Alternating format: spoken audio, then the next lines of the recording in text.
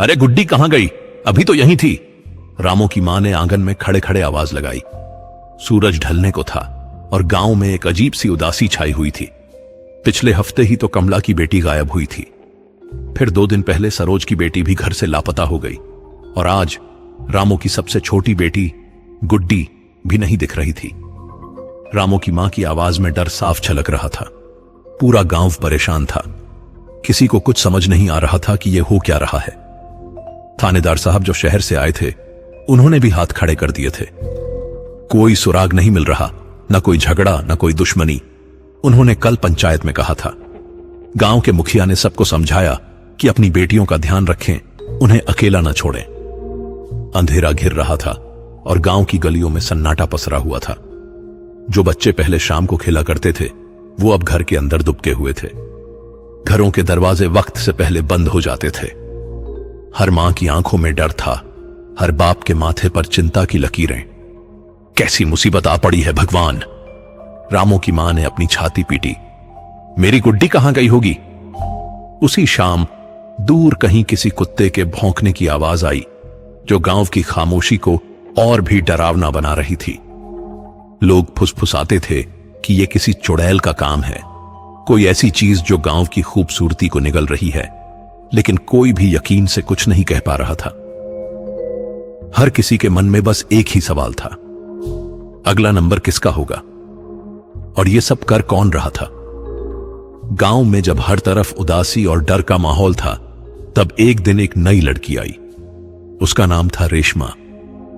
कोई नहीं जानता था कि वो कहां से आई थी।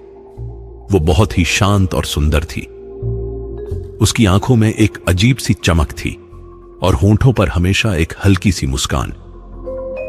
गांव के किनारे पर एक पुरानी टूटी फूटी कोठरी थी, जिसे कोई किराए पर नहीं लेता था। रेशमा ने वही कोठरी किराए पर ली और वहीं रहने लगी। पहले पहल तो गांव वालों ने उस पर ज्यादा ध्यान नहीं दिया, सब अपने डर में डूबे थे। पर धीरे धीरे गांव की औरतों की नजर उस पर पड़ने लगी। रेशमा इतनी सुंदर थी कि जो भी उसे देखता देखता ही रह जाता। उसकी त्वचा जैसे चांद की रोशनी से बनी थी और बाल काले घने बादल जैसे। गांव की औरतें, खासकर जवान लड़कियां, रेशमा से बात करने उसके घर जाने लगीं। रेशमा सबसे बड़े प्यार से मिलती। वो सबकी बातें सुनती, उन्हें सलाह देती और कभी कभी उनके बालों में तेल भी लगाती। उसकी बातों में एक अजीब सा जादू था। कोई उससे बात करता तो ऐसा लगता जैसे वो उसकी सारी परेशानियां समझ रही हों।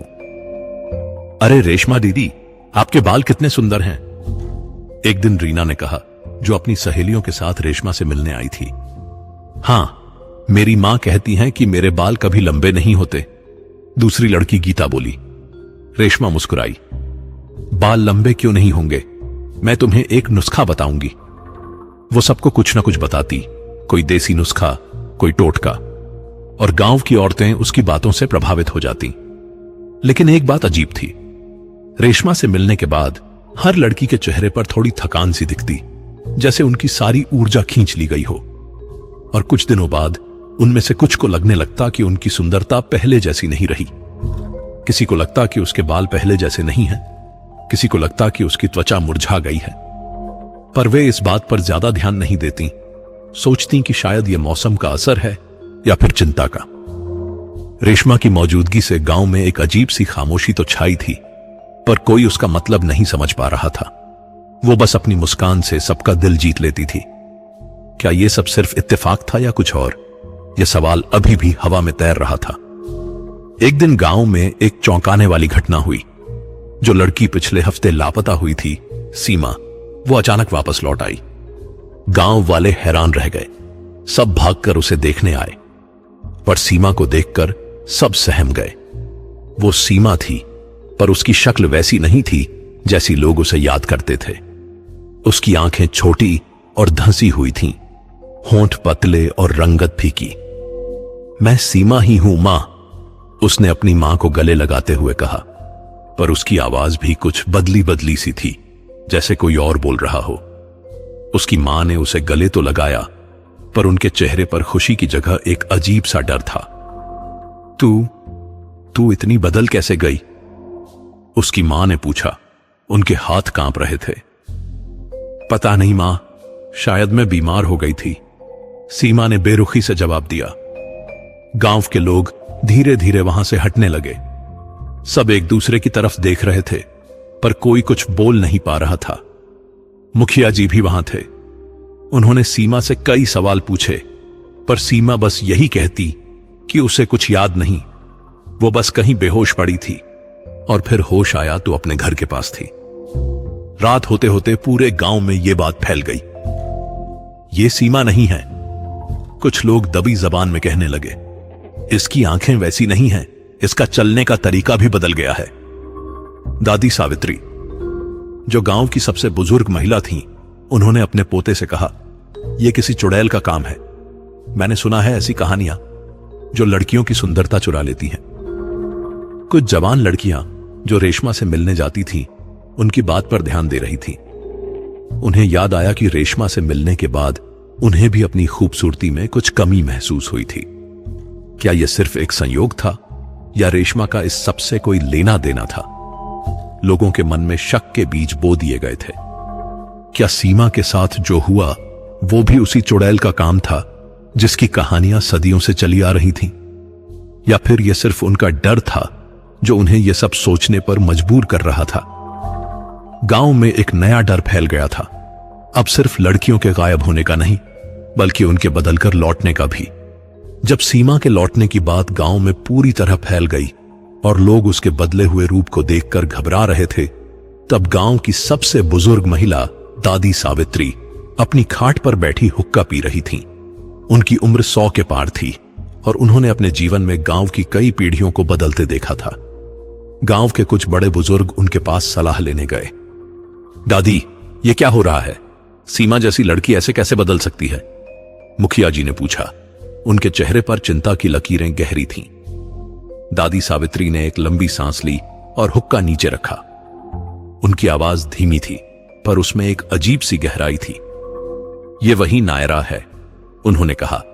100 साल पहले हमारे पड़ोस के गांव में एक औरत रहती थी जिसका नाम नायरा था। वो बहुत बदसूरत थी, इतनी बदसूरत कि लोग उसे देखकर मुंह फेर लेते थे। उसे अपनी इस बदसूरती से बहुत नफरत थी। गांव वाले ध्यान से सुन रहे थे। दादी ने आगे बताया, उसने अपनी बदसूरती से तंग आकर तंत्र विद्या सीखनी शुरू की। वो इतनी बुरी विद्या थी कि इंसान को शैतान बना देती है। उसने ये विद्या सिर्फ इसलिए सीखी ताकि वो दूसरों की सुंदरता चुरा सके। वो लड़कियों के चेहरों को अपनी चमड़ी पर पहन लेती थी। वो एक चेहरे से ऊब जाती तो दूसरा चेहरा पहन लेती। दादी, ये तो बस कहानियां हैं, एक युवा ने हंसकर टाल दिया। ऐसा थोड़ी ना होता है। हां दादी, शायद यह बस हमारे मन का वहम है, दूसरे ने कहा। दादी सावित्री ने अपनी सूजी हुई आंखों से उन्हें देखा। वहम नहीं है। जब मैं छोटी थी, मेरी दादी ने मुझे यही कहानी सुनाई थी। उन्होंने कहा था कि नायरा की आत्मा आज भी भटकती है और जब उसे कोई बहुत सुंदर लड़की दिखती है तो वो उसे अपना शिकार बनाती है। गांव वाले हंसकर टाल गए। उन्हें लगा कि दादी बुढ़ापे में बहकी बहकी बातें कर रही हैं। किसी ने उनकी बात पर यकीन नहीं किया सिवाय रेशमा के। रेशमा उस वक्त वहीं पास से गुजर रही थी और उसने दादी की सारी बातें सुन ली थीं। उसकी निगाहें तब बहुत गहरी हो गईं। उसकी सुंदर आंखों में एक पल के लिए अजीब सी चमक आई और फिर वो तुरंत गायब हो गई। उसने पलटकर किसी की तरफ नहीं देखा और चुपचाप अपनी कोठरी की तरफ चली गई। दादी सावित्री ने उसकी तरफ देखा और एक लंबी सांस ली। उन्हें कुछ अजीब लगा था, पर उन्होंने कुछ नहीं कहा।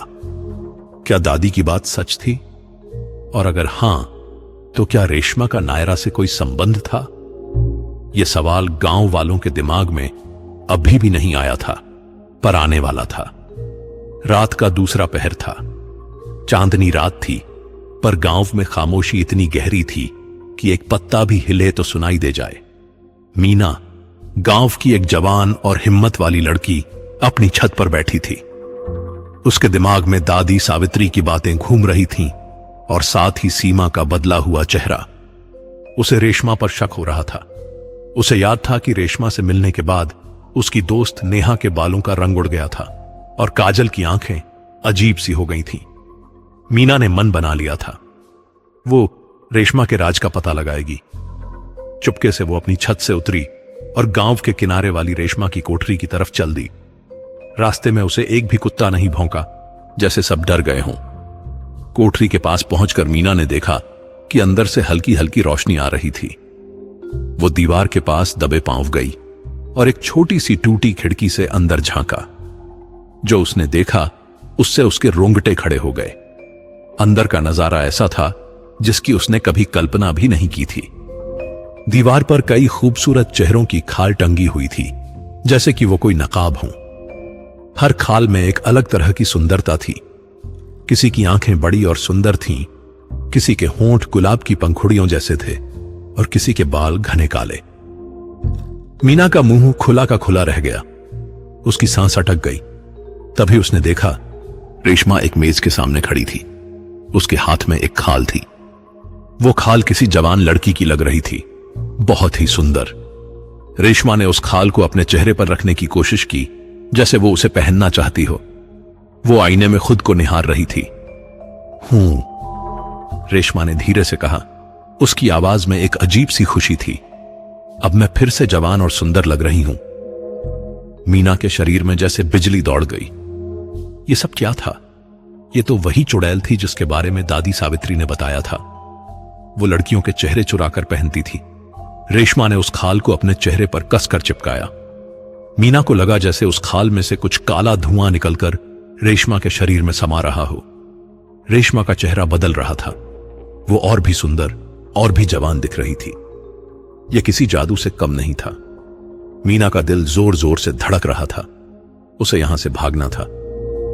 उसे पूरे गांव को यह बात बतानी थी। उसने खिड़की से जो देखा था वो उसकी जिंदगी का सबसे भयानक पल था। उसे लगा कि अगर वो एक पल भी यहां रुकी तो उसकी जान खतरे में पड़ सकती है। वो चुपचाप वहां से भागना चाहती थी, पर शायद उसकी किस्मत में कुछ और ही लिखा था। जैसे ही उसने एक कदम पीछे हटाया, जमीन पर पड़ी एक सूखी टहनी उसके पैर के नीचे आकर टूट गई। कटक की आवाज से खामोशी टूट गई। अंदर रेशमा ने तुरंत सर घुमाया। उसकी आंखें, जो अभी सुंदरता के नशे में चमक रही थीं, अब शिकार को देख रही थीं। कौन है वहां? उसकी आवाज में एक अजीब सी खड़खड़ाहट थी, जैसे वो एक ही साथ कई आवाजों में बोल रही हो। मीना का शरीर जैसे जम सा गया। उसे लगा कि वो हिल भी नहीं सकती। रेशमा धीरे धीरे खिड़की की तरफ बढ़ी। मीना ने अपनी आंखें बंद कर ली। उसे लगा कि अब उसका अंत आ गया है। रेशमा ने खिड़की के पास आकर देखा, पर मीना तब तक हिम्मत जुटाकर भागना शुरू कर चुकी थी। वो इतनी तेजी से भागी कि अपनी सांस भी नहीं ले पा रही थी। रुक जा मीना, तू मेरा अगला निशाना है। रेशमा की आवाज उसके पीछे से आई और उस आवाज में एक भयानक हंसी मिली हुई थी। मीना ने पीछे मुड़कर नहीं देखा। वो बस भागती रही अपने घर की तरफ। अचानक गांव में बिजली गुल हो गई। पूरा गांव अंधेरे में डूब गया। पूर्णिमा की रात थी, पर घने बादलों ने चांद को ढक लिया था। चारों तरफ घना अंधेरा था। मीना को कुछ दिखाई नहीं दे रहा था। वो बस अंदाजे से भाग रही थी। उसी समय गांव की खामोशी को चीरती हुई एक चीख गूंजी। वो चीख मीना की थी। भयानक, दर्दनाक चीख, जो पूरे गांव में गूंज उठी और फिर अचानक बंद हो गई। अगली सुबह जब सूरज की पहली किरणें गांव पर पड़ी, तो लोगों ने देखा कि गांव के चौक के पास मीना की लाश पड़ी थी। पर जो नजारा था वो दिल दहला देने वाला था। मीना का चेहरा नहीं था। उसकी लाश पर एक कपड़ा ढका हुआ था, पर कपड़े के नीचे चेहरा नहीं था, बस एक खाली जगह थी। गांव वाले डर के मारे कांप उठे। उन्हें समझ आ गया था कि दादी सावित्री की बात सच थी। वो नायरा लौट आई थी और इस बार उसने मीना को अपना शिकार बनाया था। गांव में अब कोई भी सुरक्षित नहीं था।